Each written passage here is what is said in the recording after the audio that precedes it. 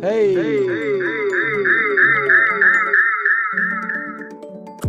this is Pastor Jeremy on Chapel Voices. This is an opportunity to connect the church, school, and home to voices from our chapel. You'll be able to hear from the pastor of the day and all that God is doing in and through our spiritual life program here at CHA. Today we're joined by, once again, Pastor Russon. Pastor Russon, how you doing? Hey, good, Jeremy. Thanks for having me on again. Second time on the show, I believe. Third. Okay. I think. I'm waiting for my coffee mug. We'll have to get you one of those for sure. I'll have to get myself one of those as well because our funds are quite low, as you can imagine. Maybe we sell some books. There you go. We sell some books because it is Book Fair week, but we are glad that you're on the show today. So today I asked the students, do you know what today is? And they all said Halloween. And I said wrong. It's Reformation Day because that's what we celebrate. At least I do. And so I don't know. Tell the folks, do you have like top 3 candy that you like? Oh yeah, I do. Top 3. So really, I have a top 3 sour and a top 3 chocolate because I don't classify those as the same. Yeah.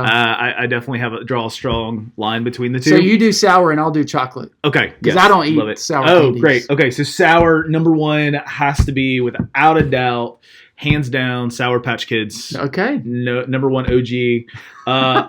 Second, very closely second for me, would be Mike and Ike's. Oh, really? Yeah. Big, juicy Mike and Ike fan.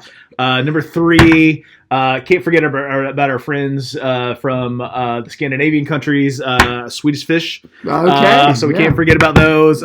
Big Swedish Fish. In fact, they little tidbit. I don't know if you guys know this or not, but they actually now make an assorted flavor of Swedish Fish. So not just the red anymore, but they have a whole assortment of flavors. If you want to, partake in. Okay. So awesome. I'm not that flashy. I just like chocolate and lots of chocolate. Just chocolate. I like every kind of chocolate, but I think coming in at number 3, just a good old Hershey's bar, just like pure chocolate. Yeah. I love it on s'mores. Do you do the almonds or any of the other stuff in it? No, just straight, pure chocolate. Just straight pure chocolate. Okay, you're purist. Number 2, nothing like breaking off a piece of that Kit Kat bar. That's my wife's number 1. Really? She likes the little mini Kit Kat ones, the unwrapped ones that you can get. Okay. And I can't even tell you which grocery stores they are because they're only at certain ones. So when I do my run for her for those, that's so Jen, my wife, she eats Twix bar. That's her favorite. Yeah. But what she does, it's really weird. Freezer? She's weird. She freezes it? She doesn't freeze it. Okay. No. She eats it by layers. So she'll eat the outside layer. She'll eat the chocolate. And then I think what's the next layer? The caramel. And then she'll finish with the nougat or whatever it's called. Yeah, the she'll little finish crispy with stuff. the crispy stuff. So Nicole puts she'll put her Kit Kats in the freezer. Okay. And she likes them. I do that for my number 1 chocolate, and that is, of course, every student knows that, and I have them sitting here on the table. You're welcome to one. Reese's Peanut Butter Cup. And don't give me like the Take 5. Don't give me all of that. I just need just a Reese's cup. Original, it's the perfect ratio of chocolate and peanut butter. Sometimes you can get a little too crazy. We realize that. So one of the things that we do for our kids at Bedrock, we have what's called Base Camp, which is our discipleship. And so we have a meal for them so that parents don't have to worry about that. And so, the big deal is like, what cookie are you providing? And so this past one, I got like a family size or a party pack of Oreos. Okay. What I didn't realize was they were mega stuffed. So the kids only got one because they were like, 4 inches thick of frosting. And so sometimes I think we can just take that stuff too far. We can. And like, just give me like an original Oreo with some milk. Like, I don't need all that. I mean, I can handle the double stuff, but let's not get too crazy. Double stuff is okay. Mega stuff, terrible. It's ridiculous. It's way too much. It's not even good anymore. Just give me the good old-fashioned Oreo and dip it in some milk. Well, speaking of good old-fashioned, that kind of brings us, I think, to Martin Luther and the Reformation, right? It's Reformation Day. So we always play a chapel game, and today was rather funny because we had quotes by Martin Luther. Did he say that? And Martin Luther said some pretty strange things. And we're going to twist it up today for us because you're a pastor, I'm a pastor, and we're going to play a game called Luther versus Calvin. Nice. And this is the Holy Wit Showdown. Yes. So we got the beard versus the clean shave. There you go. Yeah, so we'll see which one. I guess you're Luther. That makes me Calvin. And there you go. Perfect. Perfect. So I'll give you a quote, and you tell me whether it's Luther and Calvin, and then we'll see if we have any comments. The first one says, "When I preach, I see no one asleep. That is honor enough for me." Read it to me one more time. "When I preach, I see no one asleep. That is honor enough for me." I'm going to go with Calvin. That is Calvin. Yes. It's John Calvin. I have a lot of good Calvinist friends. Okay. And I know sometimes it is a chore not to sleep when they... No, I'm kidding. I'm kidding. I'm kidding. Calvinism might put you to sleep. I don't know. Or keep you on your heels. I just mean it at, Mark hour 20 of their sermon. They typically tend to go long. Yes. Some of my very, very closest friends. Well, what happened to when Paul was preaching, right? Have y'all gotten to that? That's coming up next week, I think. Or 2 weeks from now. Eutychus fell asleep and died. Yeah, fell to his death. I'm waiting for that to show up on the chapel rotation of sermons because I'm going to take it.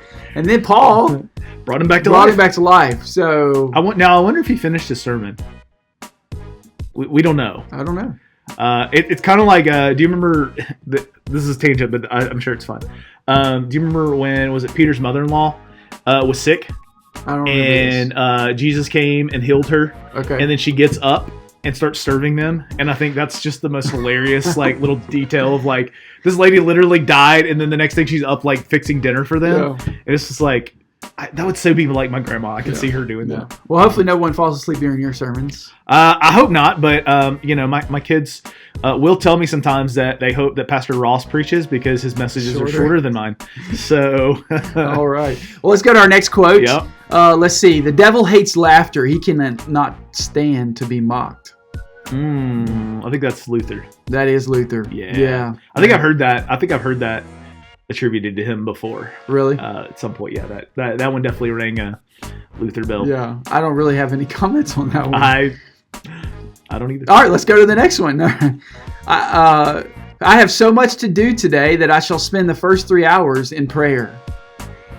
Ooh, I thought that was... I've heard that many times. And I can't remember who that... Let's see.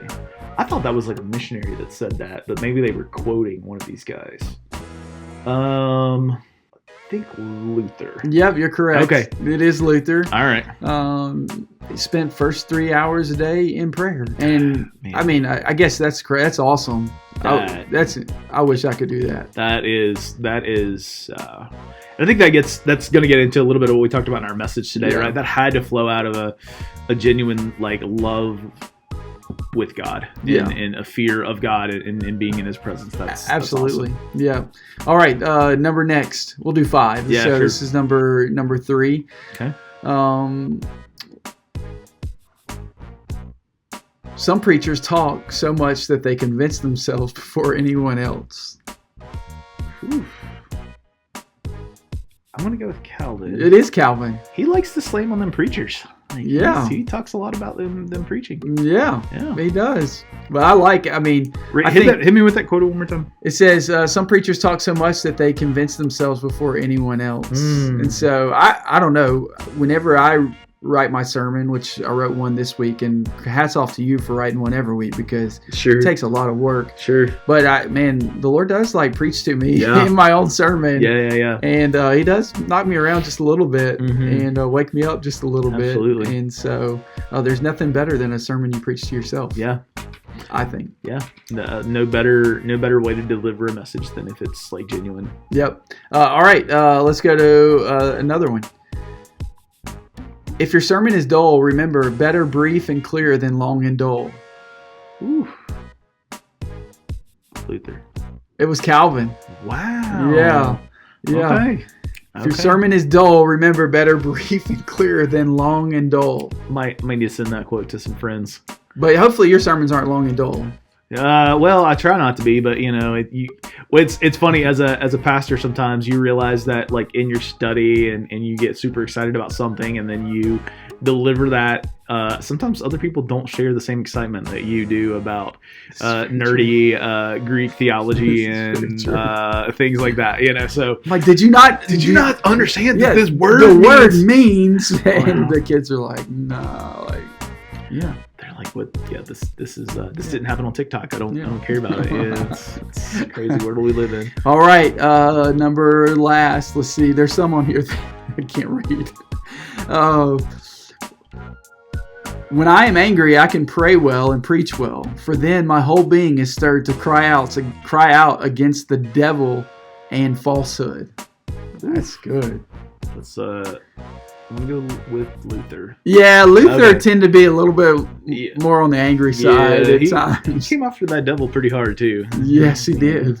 Obviously, Luther had some crazy stuff that kind of happened toward the end of his life, but I think when we look at his story, it's overarching kind of narrative. Right. It's just that passion.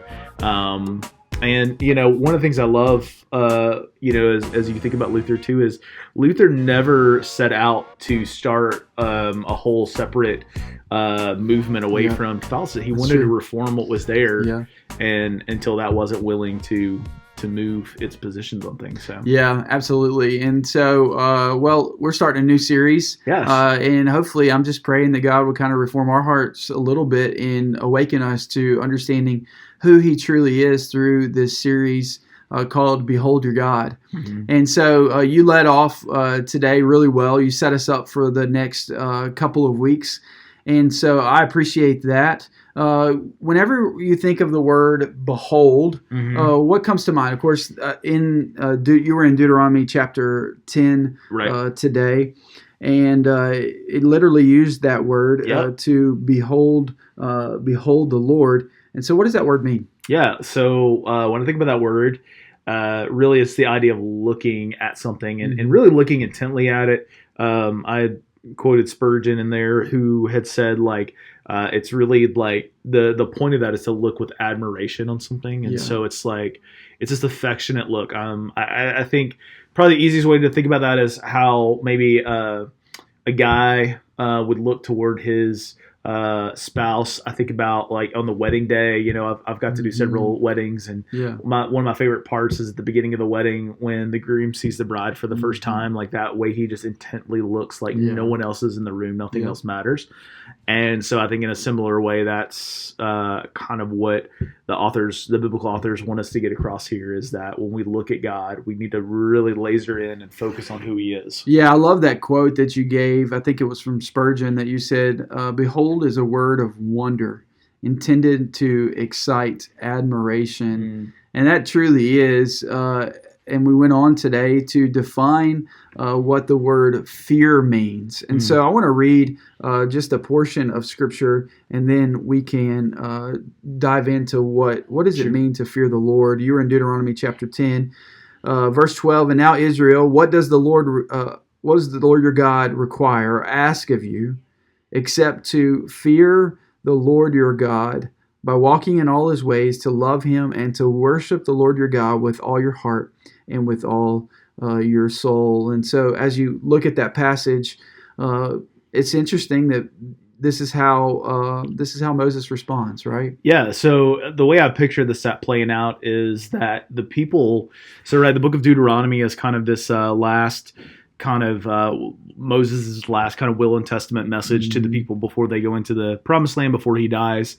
And he's like highlighting the really important stuff that he wants them to know. And I think one of the things that seems like maybe the people weren't as resolved in was, what does God actually want us to do? And I think that's a question a lot of us ask. What's God's will for my life? What's His purpose? What am I supposed to be doing? Right. Yeah. And so Moses very succinctly, very clearly says here, first and foremost, like, He wants you to fear Him. Yeah. And I think what's interesting about this passage is then he goes in and tells us how to do that. But before the how, he wants us to understand, like, what does the word fear mean? And I think, like, I've heard a lot of definitions about the fear of God. And I think, so when we look at that word fear in the Old Testament, in the New Testament, there's kind of three words that come out, three concepts, right? So there's the idea of like trembling fear. There's the idea of like respect that we would have like a subordinate to a superior. And then there's this idea of like reverence, holiness, that kind of idea. And so, when we think about that first idea, it's literally the concept that, when we see in throughout Scripture, when God shows up, people are literally trembling. Yeah. And one of the first things he always says to them, to the people that are his, is he says, "Fear not." Yeah. Which goes in line, we talked about today with what Paul says in Romans 8, that for those who are in Christ Jesus, there is no condemnation. Yeah. So we don't have to fear. That's right. However, for those who are not, there's a very literal fear, because God is a God of justice, a God of wrath, especially against sin. And so understanding that is one aspect of it. Secondly, we talked about that second aspect being the idea of like of respect, right? So like a servant would to his master. There's an understanding of positionally who God is, positionally who we are, and then that last idea of kind of reverent awe. And one of the best examples of that, I think, is in Isaiah 6, where Isaiah's in the throne room and he's like, "I am ruined, like woe is me." Just his understanding of being in the holiness and the presence of God. You did a great job of answering like two questions, like who is God and who should I be in light of who God is. And I love the text where it says in verse 14, "The heavens, indeed, the highest heavens belong to the Lord your God, as does the earth and everything in it. Yet the Lord has had his heart set on your fathers, and he loved them." And so this idea of first we have to understand who God is, and that's what I'm praying that during this series it would expand the vision. Behold, it would expand the vision of who God is. Like that word means, you said today, like pay attention. Yeah. I hope we pay attention to who God truly is, and in light of who God is, it changes who we are. Well, and I think in general, and again, this is probably just my age in life now. I feel like one of the issues we have in general as a culture today in large is that we don't know who God is. And so if we don't understand who our creator is, it's really hard to understand who we're supposed to be. And that's why we see so many ideas and ideologies today about, literally everybody and everything speaks into the identity of who we should be. And I think a big part of that is we no longer understand who God is. For students and even for adults, a lot of times when we don't understand who God is, we have a really hard time then understanding who we're supposed to be. That's right. Yeah. I have in my room the quote from A.W. Tozer, who says, "What comes to mind when you think about God is the most important thing about you." And truly having a right understanding of who God is shapes it shapes who we should be and what we should do. And so I love that. And today you also brought out a couple illustration or an illustration about just the proper fear of God in the sense of an awe of who he is and a respect for who he is. And so you like hiking. I do. Yeah. So one of my favorite things is to go hiking. And if I'm going to go hiking, I prefer it to be a place that has a view, like something that's worth the effort when I get to the top. Yeah, absolutely. And so I was just sharing with them the story. It's actually not, I didn't come up with it. This was John Piper had shared this years ago, but it's I thought it was a really good way to understand this idea. But basically, the illustration is if you're hiking one day and you get to the top of a mountain and all of a sudden a storm starts to roll in, and you look around and you realize, like, man, the storm is going to get here before I can get down to the base of the mountain, and so you're freaking out, and all of a sudden you see this cave or this cleft, and you get into the cave, and from that perspective, we can understand the fear of God. So from our vantage point position in that cave, we are absolutely safe from the storm, from the effects of the storm. But it also allows us to have a proper understanding of the fear and the wrath and the terror that storm could cause if we were out in it. Absolutely. And so I think that's a beautiful picture of what that means for the believer. Mm-hmm. For the believer, it means that, man, we are safe because we belong to him, and that, like, even as he said, like, God chose to put his love toward your fathers. Mm-hmm. That is God's heart for those who are in him. But for those who are not in him, you're on the outside. Yeah. You're not in that cave. Yeah. And so you're experiencing, one day you will experience that wrath and that fear and that terror that comes with that. And so I find that as a helpful way. I do too. And as Christians, it does put everything in perspective for us, that we can have a proper awe and respect for who God is. But even for the non-Christian, to be out in that storm and to, literally, like, if you're not a Christian, you should be terrified, right, of who God is, because he's going to hold every single one of us accountable one day when we stand before him. And I even read Ecclesiastes in one of my Bible classes this week, and it talks about how we should fear the Lord and walk in his ways, and what does the Lord require of you. And then it goes on to say that he will judge us for everything, including every secret thing. Yeah. And so we should have a proper respect for the Lord, and that changes everything. The illustration I've shared this week is you guys are big beach fans. Mm-hmm. Y'all love going to the beach. Yep. And what's your favorite thing that your kids like to do when y'all go to the beach? At the ocean. Okay, I was going to say... Because I know they like doing lots of things. Y'all have an awesome house and a really great pool, good pizza. Yeah, they tend to actually... I have a part of my crew likes the beach, the part that doesn't. But the ones who really like the beach, their favorite thing to do is just to, like, ride the waves in, like to get on a boogie board and just ride the waves in. They can do that for hours, some of them. Yeah, and my kids, they love running into the waves. Okay. And so instead of riding on them, they run into the waves. Like my little Ezra, he's a little Tasmanian devil, and he'll just run into the waves, and I'll be like freaking out, like, where'd he go? Where'd he go? And then he pops up somewhere, and he's so happy. Yeah. And he runs back, and he does it again. And it's one thing to enjoy the ocean, right? Right. And but it's another thing to have a proper respect for the ocean, for sure. Because the ocean has done lots of damage. It has. It can destroy towns and cities. Yeah. Even if you're in the ocean, there's the undercurrent that you possibly could be caught in, the riptide that will pull you back into the ocean.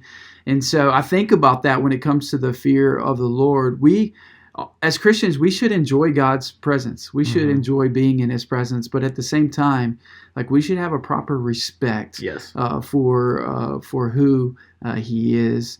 And that changes everything. That changes how we worship. That changes how we read our Bible. That should change how we interact with everyone around us. So, man, I appreciate you being on the show today and in chapel and sharing that great word. Any final thoughts as we wrap up when it comes to fearing the Lord? Any practices or actions or takeaways for you? Yeah, I think I think I think sometimes we can make it more complicated than it needs to be. That's true. And so one of the things I like to do is just to reflect for a minute on, like, everything around us. And there's nothing that we can touch or feel or imagine today that God didn't create. And yet at the same point, like, he says that he chooses to love us. And so if those two truths are both true about God, that he is creator, he's in control, and yet he loves us, I think that gets us 80% of the way of understanding the fear of God. That he absolutely is control of everything, but at the same time, he absolutely, with an unconditional type of love, loves us. And I think if we can really get that, I think that starts to then motivate our hearts into a better posture of worship. Yeah, and I think that puts it in perspective when it comes to the fear of the Lord. Mine is not so much on that side, but on the flip side, the obedience factor. Because having a proper fear of the Lord should change the way we interact with others, should change the way we read our Bible. And I think that was probably the most convicting thing for me today, is to evaluate my own life. And if I do say that I have a proper fear of the Lord, then that's going to show up in my everyday attitudes and actions, interactions with students, interactions with my family. And so I'm just grateful for you coming today and sharing this word and allowing the Spirit to work today. So, hey, we're grateful for you and your ministry, and we're excited. Ignite's going to be jumping in, and you've actually given me the opportunity to preach. So gave Pastor Jeremy a real kind of underhanded lob this week of text. Yeah, Acts 19. We were talking about demon possession, handkerchiefs, healings, burning magic books. Witchcraft, the whole deal. Yeah, spiritual warfare. I mean, the week of Halloween, like maybe there's a connection there. I don't think I'm going to make that tie-in, but we look forward to that. Where can people find you? So you can find us every Sunday morning, literally, here at CHA. We get the opportunity to meet in the cafe. And so we're here Sundays, 10 o'clock. Or you can learn more about what we have going on at our website, bedrockfc.com. Sweet, man. Well, I appreciate it. I'm grateful for you. I didn't say it in the service, but our chapel, the dynamic of our chapel has changed because you've let us borrow some of your stuff, from the big projector screen to the carpet. Oh, yeah. Absolutely. So I'm grateful for your partnership in the gospel. And so, all right, folks. Well, we hope you have a great weekend. Happy fall, y'all. We're signing off.